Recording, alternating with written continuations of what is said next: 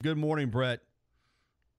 Good morning, Gary. And I was going to say that song had to have been scripted. Oh, absolutely. Because like I said, we're gonna put off the football talk here because I'm just intrigued. I saw it initially on Twitter, and I'm sitting here looking at the story right now in the Louisiana Sportsman. Potential number 2 swordfish at 294.5 pounds caught Friday out of South Pass. Battle waged for more than 2 hours. Fish nearly speared the angler, captain says. And the angler is you. Now, I have come to find out in reading a little more that this is, you're a big outdoorsman.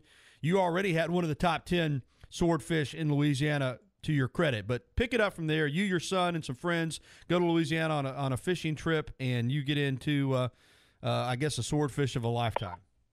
Yeah, it really was, Gary. And last year, when we went, I caught that one that weighed 251, and at the time it was number 5 all time, and I thought that was a fish of a lifetime. And you just never know when you fish what's going to bite and what the outcome's going to be. And that's one of the intrigues about going out offshore fishing is you're out there with some big stuff, and you never know what's going to come up on the other end of that line. And you can be fishing for a particular species of fish, but it's just such a vast, unexplored ocean out there in a lot of ways that you just never know what's going to bite. But it really was a crazy trip.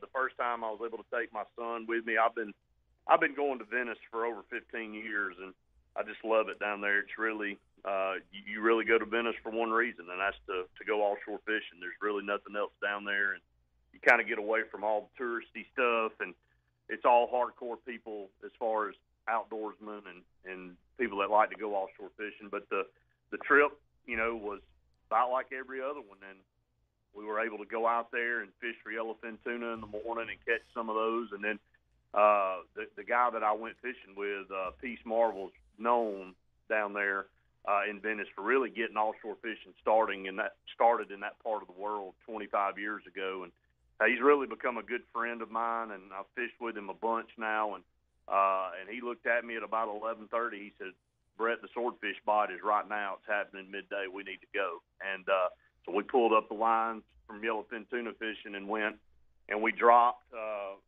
about 12:15 for the first one, and about 30 minutes into the bait being where it needed to be, we hooked up. I hooked up on one about 150 pounds, and it was about 10 feet from the boat, and it pulled a hook. That's just that's part of fishing. It's going to happen. So the boys on the boat were a little disappointed. You don't get many shots at billfish. Usually you get one shot at them a day, and if you miss them, that's it. Well, we drop again and get another bite in about 40 minutes, and another guy on the boat had it about 10 feet from the boat, and it was a smaller fish, about 100 pounds, but it pulled a hook too. So I just started to feel like, man, there's some bad karma going on. It's just not our day. And he said, "We're not gonna give up. We're gonna drop one more time." And he said, "I want you to get back on this one." And he said, "We're gonna do something a little different." He said, "I'm gonna try to get over here and let this fish eat on this bait if we're lucky enough to get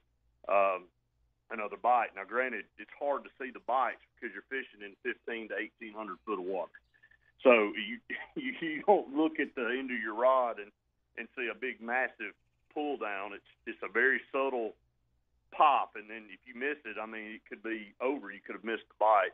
Well, we both see the rod tip pop, and he said, "There he is," and we end up letting him eat and set the hook on him. I reeled down on him tight and get him on there, and then that's when it all started. And I could tell from the gate that it was a big fish, and Peace knew it was a big fish too. And about 40 minutes into the fight, it jumped the first time, and he saw how big it was.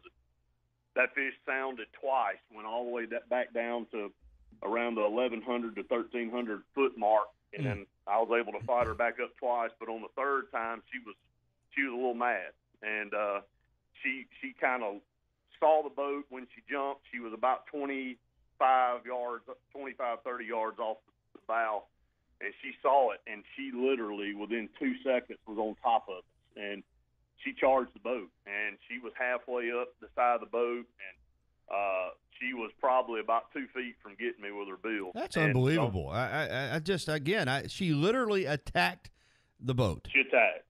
She did. She attacked the boat, and there's no doubt in my mind, after watching what that fish did, that fish knew. I mean, you obviously don't know what a fish is thinking, but you can tell that they know something's wrong, and they keep trying to dive back down to where they're used to swimming, and they keep getting pulled up. Something's not right. So she's going after whatever she thinks is causing that to happen. When she saw that boat, she attacked, and she's fighting for her life, and just like pretty much anybody would do if they felt like they were in danger. And so she was trying to take somebody out, and it happened to be me that she was trying to take out. But luckily, I was able to kind of dodge that and dive off to the side, and there for a minute try to get my bearings back and make sure we kept the fish tight and all that. And it kind of all broke loose there for about a minute, but we got it settled back down. She dove back down a pretty good ways, and then I was able to fight her back up one more time, and she was done. And we were able to get a gaff in her and get her over the side of the boat. Knew that she was really big, and that came about 2 hours and 45 minutes later from the time she hooked up. So I was a little tired, but glad for those boys that they were able to be part of that. Yeah, let's reset a little bit. 294.5 pounds. That's the second largest swordfish caught in Louisiana waters ever. Now, it's amazing to me that the record 310-pounder is held up since 1980, but you've got number 2 on the list. Let's get back to that moment when the fish attacked. You got your son on the boat. You got other people on the boat. You obviously want to land the fish. The adrenaline's flowing, but was there a fear factor there? Were you scared to death? I mean, what was your thought process when you saw that happening? Yeah, it just happened so fast. You didn't really have a chance to think about it, and it didn't really set in. So really, I got back that night and kind of processed really what all happened when you're fighting that fish. And when she jumped and she was on top of you so fast, it's just basically reaction time. And fortunate for us, we had 2 gaffs in the rod holders on the side of that boat where I happened to be fighting the fish. And she kind of hit those and bounced off, and that prevented her from leaping all the way into the boat. And if she would have gotten in that boat with us, then something bad probably would have happened to somebody. I don't know who it would have been, but fortunate for us, the boys, they wanted to have some excitement. They got it.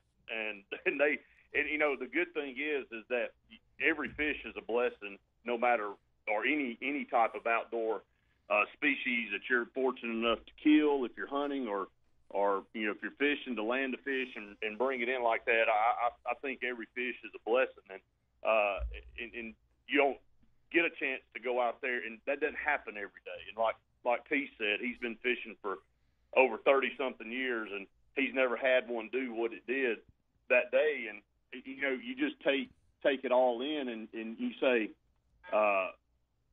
you process that whole thing when you get back to the dock, and you go, man, what a blessing, how fortunate I am to be able to say that not only have I done it last year, but I came back and I topped it again this year. And, I could go fishing 20 more times, Gary, and never catch another one. And that's the thing, is that it's just not an automatic thing, and there's so many things that go into it that can go wrong, like the first 2 fish we had that pulled hooks.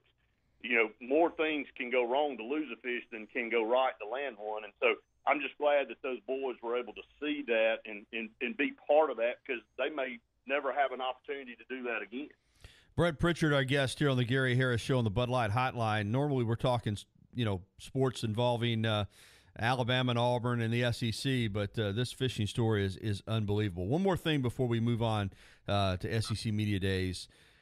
All right, you get the number 2 fish. As I said, the number 1 fish, a 310-pounder swordfish caught by Thomas Danton back in 1980. I know a lot of times if you get a state record fish, sometimes there are prizes that go along with that, cash bonuses. You've got the number 2. Have you heard from any of the national sporting magazines or shows? Has anybody contacted you about this story?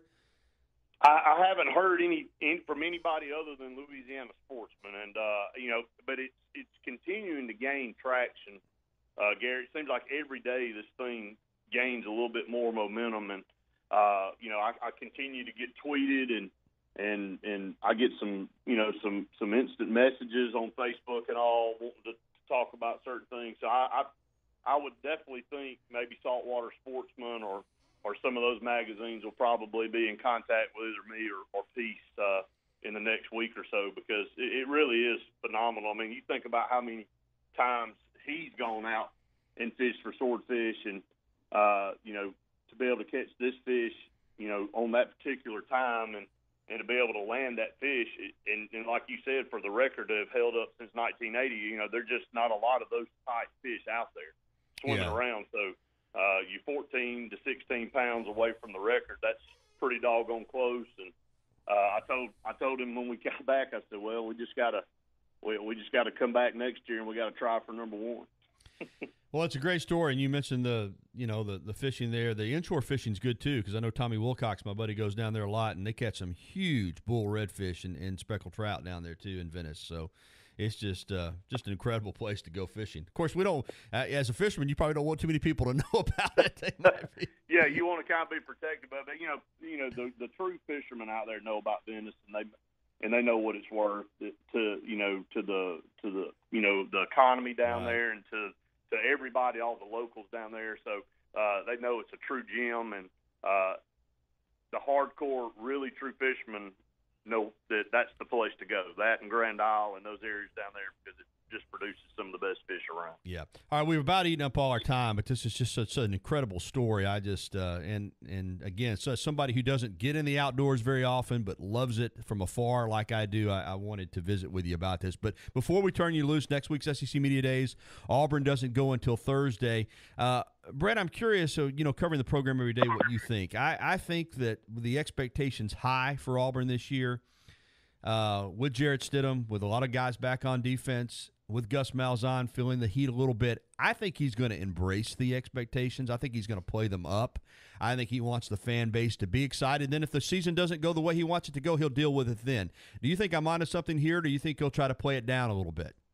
You know, I don't think you could have said it any better, Gary. I don't think anybody that watches college football in the SEC is going to try to sugarcoat Gus Malzahn's situation, and of course Gus Malzahn knows it too. That you know, after last year and the year before, there's some vamped up heat on the seats, and with Stidham coming in and with a very talented offensive line back, a talented running game that they'll have coming back, several really good running backs back there in the backfield, and a defense that's anticipated to be as good, if not maybe better than last year. Hey, the expectations are there whether you want to build them up or not. Him trying to play down the expectations is not going to I guess change the outcome of the season and what may happen to him at the end of the year, whether they go 11-2 or they go 8-5 or whatever the outcome might be. So you take it like you said, you embrace it, say, look, yeah, we're pretty talented, we got a shot.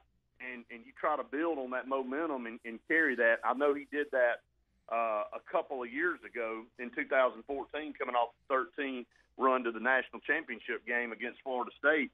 And a lot of people thought, man, this is a different Gus Malzahn. This is one that we haven't ever seen that comes in here really saying, no, we're pretty good and we got the talent and we expect to go back. Obviously, it didn't work out. Auburn fell short that year, but I kind of like that. I kind of like a coach that kind of has that confidence and tries to encourage the fan base that, yes, get behind this team. We're going to be pretty good. We need the momentum. And, you know, taking an opposite approach of what a lot of coaches do is that they know they're really good and they kind of sandbag and kind of kick back and go, well, you know, we got to have a lot of things go right this year and all this kind of stuff. You know, football is football. Their injuries are going to play a part. Sometimes players don't live up to expectations. Sometimes guys come out of nowhere and just blow you away, and you didn't have any idea that they were going to perform that way. I think when you know you got a good football team, everybody else knows you have a good football team, so there's no need to sugarcoat. Yeah, it's going to be a lot of fun next week, and that's why you had to get your fishing trip in, because we're about to get busy now with the football. But good stuff as always, Brett. Congratulations on that catch, man, and we'll visit again soon.